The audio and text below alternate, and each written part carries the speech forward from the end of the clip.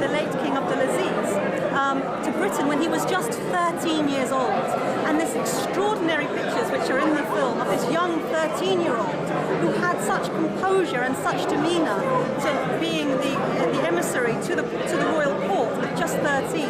So this was this extraordinary man and his extraordinary life that he travelled all over, very, very open, instituted education, female education in the kingdom, instituted television in the king, really outgoing into the world, a real visionary.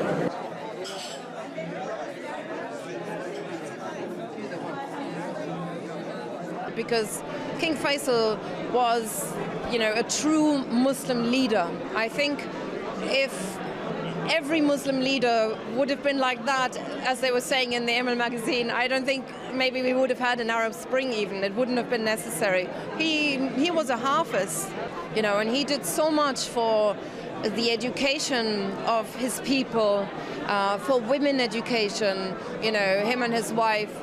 And also in the world, he stood very strongly besides the Palestinians, and he was very humble.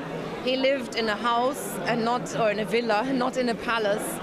And I wished people, now would take a leaf out of his book for their inspiration. The monarchies that are still left.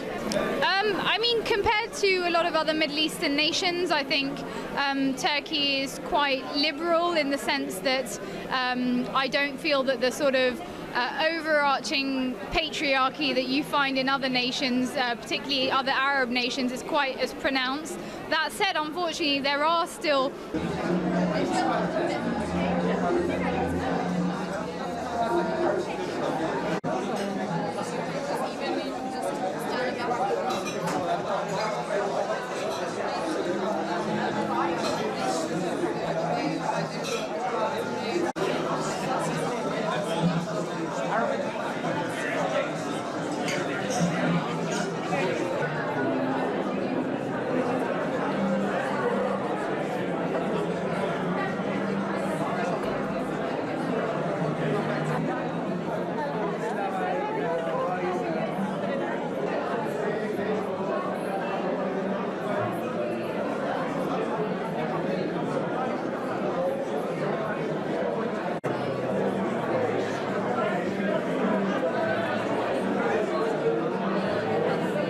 Faisal was an enormously impressive person. He was a Hafiz of the Quran at age 10.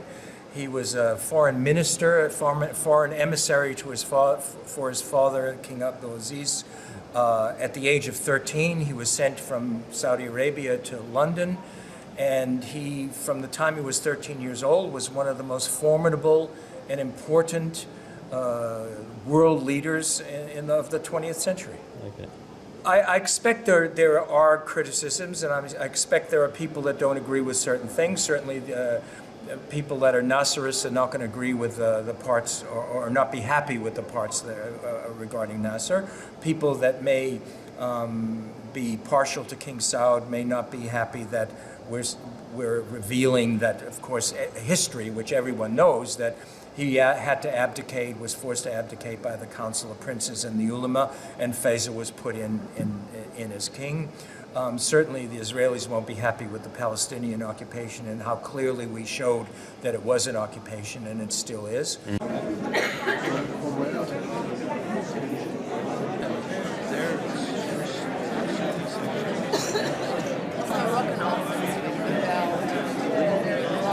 We tell the stories of the prophets from the Muslim perspective, the story of Muslim Jesus, the Muslim Abraham, the Muslim Moses, of bishops, piece by piece, and doctors and architects. So, inshallah, we pray this year, in our 10th anniversary year next year, we will create the website. On Women's Day issue, this was the story of a women's village in Morocco that unfortunately didn't have access to water. Environment, we are the stewards of the earth.